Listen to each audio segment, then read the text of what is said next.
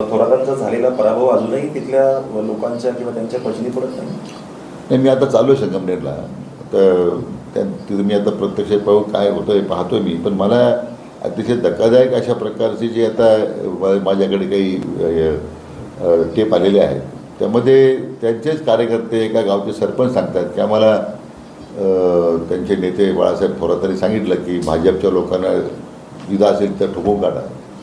आता ही ठोकशाहीची भाषा मला वाटतं एवढं वैफल्यग्रस्त झालेले आहे की मला की वैफल्यग्रस्त होणं बरोबर नाही. त्यांनी 40 वर्ष तालुक्याच्या जनतेच्या जीवावर आपण सत्ता भोगलेली आहे.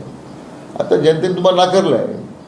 आता ज्या नवीन माणसाला आपण नवीन नेतृत्वाला संधी दिलेली आहे, त्यासाठी तुम्ही जर अशा पद्धतीने दडपशाही करून असं दहशत निर्माण करण्याचा प्रयत्न असेल तर मला वाटतं ते आम्ही कधी सहन करणार नाही.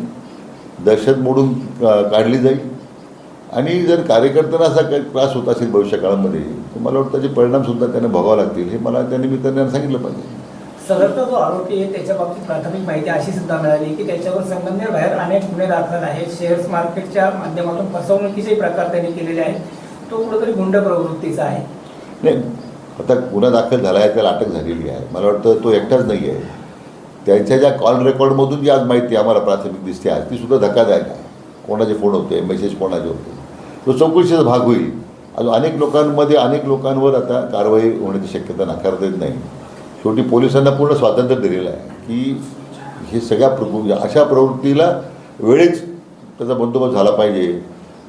शेवटी ज्यांना लोकशाही मान्य नाही आहे त्यांना मला वाटतं आता धडा शिकवण्याची गरज आहे.